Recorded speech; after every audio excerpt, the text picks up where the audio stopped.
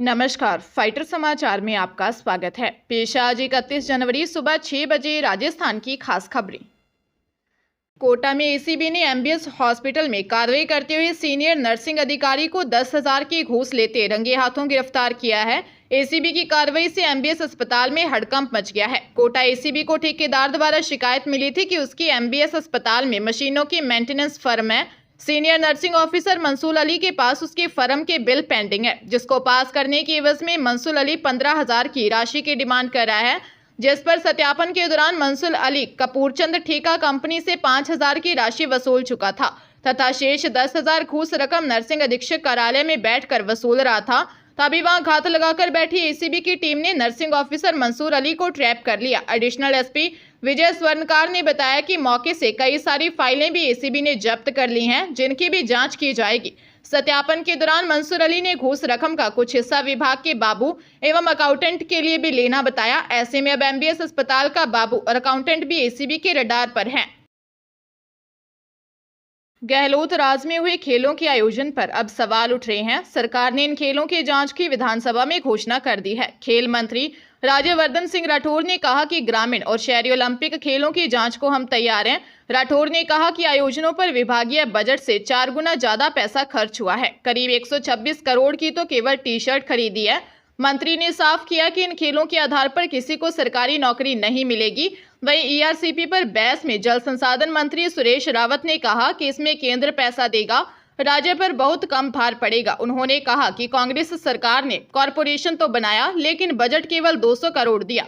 केंद्र की बैठकों में भी यहां से कोई नहीं गया। प्रश्नकाल के दौरान पिछले दिनों मुख्यमंत्री को जेल से मिली धमकी का मुद्दा भी उठा। मंत्री गजेंद्र सिंह खीमसर ने कहा कि कांग्रेस की सरकार ने 19 जिले नए बनाए, उन सभी जिलों में भी जेल बनेगी। इसके बाद जिन जिलों में कैदियों की संख्या ज्यादा है, वहां उन्हें शिफ्ट किया जाएगा।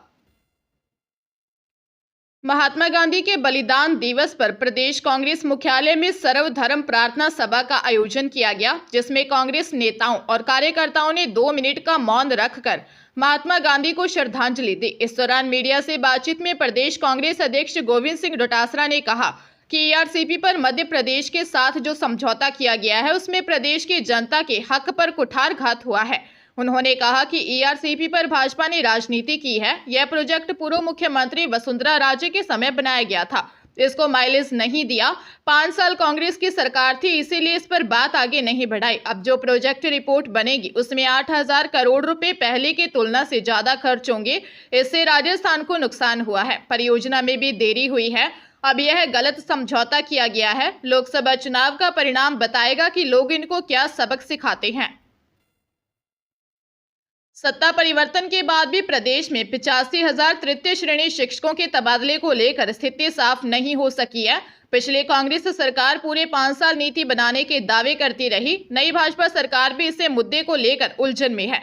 पिछली सरकार के समय कैबिनेट की 2 बैठकों में तृतीय श्रेणी शिक्षकों के तबादले का मामला उठा, लेकिन तबादले नहीं हो सके। विशेषज्ञों की समिति भी बनाई गई, लेकिन गाइडलाइन सार्वजनिक नहीं हो सकी। विधानसभा में पूर्व शिक्षा मंत्री गोविंद सिंह डोटासरा के तृतीय श्रेणी शिक्षकों के तबादले के सवाल पर शिक्षा मंत्री मदन दिलावर ने बताया कि फिलहाल प्रशासनिक सुधार एवं समन्वय विभाग के आदेशों से तबादलों पर प्रतिबंध लगा हुआ है। तृतीय श्रेणी शिक्षकों के तबादले के लिए आमजन, शिक्षाविद व शैक्षिक संगठनों के सुझाव लिए जाएंगे। इसके बाद नीति बनाने पर विचार किया जाएगा।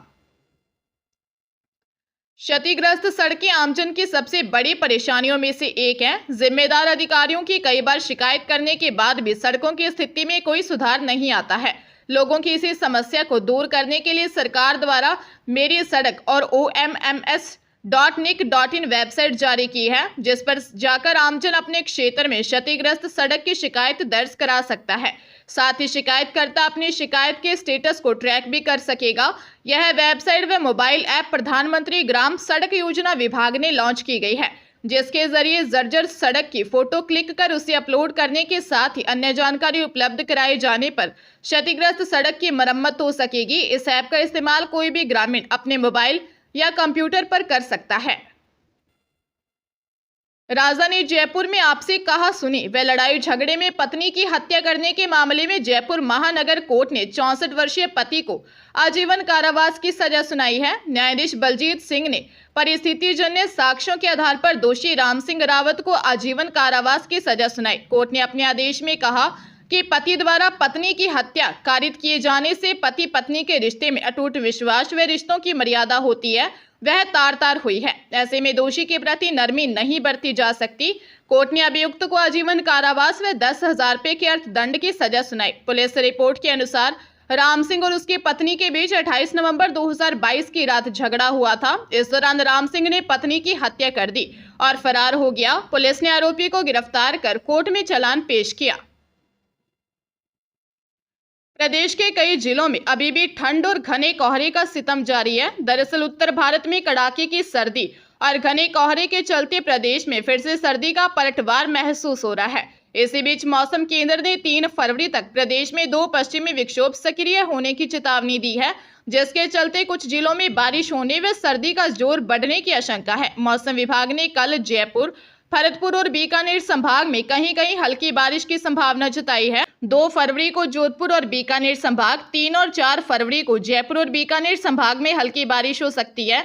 वहीं श्रीगंगानगर, अलवर, भरतपुर, दौसा, धौलपुर, जयपुर, झुंझुनू, करौली, चूरू और हनुमानगढ़ में घना कोहरा छाया रहा। हनुमानगढ़ में महिला ने अपनी पुत्री की शादी के लिए बैंक खाते में रुपए जमा किए। अज्ञात व्यक्ति ने बैंक खाता अथवा मोबाइल हैक कर महिला के खाते से 13 लाख से अधिक रुपए निकाल लिए। जंक्शन पुलिस से मिली जानकारी के अनुसार वार्ड नंबर 7 में रहने वाले सुखजीत कौर ने एसपी को दिए परिवाद में बताया कि उसका इंडियन ओवरसीज बैंक में खाता है। मार्च में उसकी पुत्री का विवाह है, जिसके विवाह के लिए उसने बैंक खाते में 13,15,000 रुपए जमा करवाए थे। वह बैंक में रुपए निकलवाने के लिए पहुंची तो पता चला कि उसके बैंक खाते में रुपए नहीं हैं। इससे उसके होश उड़ गए। बैंक अधिकारियों से बात की तो उन्होंने कोई संतोषजनक जवाब नहीं दिया। उसने बैंक खाते की स्टेटमेंट भी निकलवा ली। सुखजीत कौर का आरोप है कि किसी अज्ञात ने उसके बैंक खाता या मोबाइल नंबर को हैक कर खाते से 13,15,064 रुपए निकाल लिए। पुलिस ने मामला दर्ज कर जांच शुरू कर दी है। राजस्थान लोक सेवा आयोग द्वारा वरिष्ठ अध्यापक प्रतियोगी परीक्षा 2022 के तहत जारी कुल 6 विषयों की विचारित सूचियों में सम्मिलित अभ्यर्थियों का काउंसलिंग कार्यक्रम जारी किया गया है। आयोग सचिव ने बताया कि आयोग द्वारा उक्त परीक्षा के तहत पात्रता जांच हेतु 8 से 15 जनवरी 2024 तक अंग्रेजी, सामाजिक विज्ञान, हिंदी, गणित, संस्कृत तथा विज्ञान विषय की विचारित सूचियां जारी की गई थी। इन सूचियों में सम्मिलित अभ्यर्थियों की काउंसलिंग का आयोजन 5 से 9 फरवरी तक आयोग कार्यालय में किया जाएगा। काउंसलिंग के लिए काउंसलिंग लेटर, आयोग वेबसाइट से विस्तृत आवेदन पत्र, आवश्यक दिशा निर्देश डाउनलोड कर विस्तृत आवेदन पत्र समस्त प्रविष्टियां पूर्ण कर संबंधित शैक्षणिक, प्रशैक्षणिक, जाति, मूल निवास एवं अन्य दस्तावेजों की स्वयं प्रमाणित प्रतियां संलग्न कर मूल दस्तावेजों के साथ विषयवार तथा रोल नंबर अनुसार निर्धारित दिनांक व समय पर आवश्यक रूप से उपस्थित होना होगा। जयपुर नगर निगम ग्रेटर कमिश्नर ने एक आदेश जारी कर 14 ऐसे अधिकारियों को हटाया है जो रिटायर्ड होने के बाद नगर निगम ग्रेटर मुख्यालय या स्वायत्त शासन निदेशालय में काम कर रहे थे। इसमें जयपुर मेयर सौम्या गुर्जर का एडवाइजर भी शामिल है। कमिश्नर रुक्मणी रियार की ओर से जारी आदेशों में मुख्य स्वास्थ्य निरीक्षक के पद पर मुरलीपुरा जोन में नियुक्त रामकिशोर गुप्ता, सहायक प्रशासनिक अधिकारी ज्ञान प्रकाश पारिक, वरिष्ठ सहायक अनिल किशोर पारिक, निदेशक विधि सलाहकार कैलाशराम इनानिया, संयुक्त निदेशक जनसंपर्क ब्रिजेश पारिक। इनके अलावा मेयर डॉक्टर सौम्या गुर्जर के सलाहकार रमाकांत अग्रवाल, सहायक लेखाधिकारी बजरंग लाल शर्मा, जिला एवं सत्र न्यायाधीश पुष्पेंद्र सिंह हाडा, स्टेनोग्राफर अशोक कुमार गुप्ता, प्रशासनिक अधिकारी Yuvraj Kumar Gangwal, senior joint law adviser Gopal Lal Sharma, आयुक्त Madan Kumar Sharma, senior joint law adviser Sunil Rai व कमिश्नर राजेंद्र कुमार सिंगल का नाम शामिल है। बीकानेर जिले में लाखों रुपए की ठगी करने का मामला गंगाशहर पुलिस थाने में सामने आया है। इस संबंध में भीनासर निवासी जगदीश प्रसाद ने जयपुर निवासी राजेश मिश्रा के खिलाफ गंगाशहर थाने में मुकदमा दर्ज करवाया है। परिवादी ने बताया कि घटना 24 जनवरी से 29 जनवरी के बीच की है। परिवादी जगदीश प्रसाद ने दी रिपोर्ट में बताया कि आरोपी राजेश मिश्रा ने उसके साथ सीमेंट के नाम से ऑनलाइन 10,30,000 रुपए की ठगी की है। पुलिस ने परिवादी की रिपोर्ट पर मुकदमा दर्ज कर जांच हेड कांस्टेबल लक्ष्मण को सौंपी गई है। पुलिस मामले की जांच कर रही है।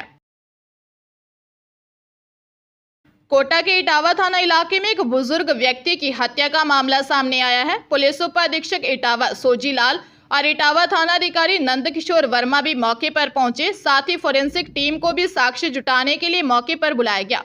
पुलिस उप अधीक्षक सोजीलाल ने बताया कि इटावा बाईपास पर 70 वर्षीय नंदकिशोर गुर्जर अपनी पत्नी गुड्डी बाई के साथ छोटी दुकान चलाते हैं। दुकान के पास ही घर बनाकर दोनों रहते भी हैं। घटना के समय बुजुर्ग घर पर सो रहा था। उसकी पत्नी अपने बेटों के पास इटावा गई थी। इस दौरान अज्ञात आरोपी ने हमला कर नंदकिशोर की हत्या कर दी। पुलिस ने हत्या का मामला दर्ज कर जांच शुरू कर दी है।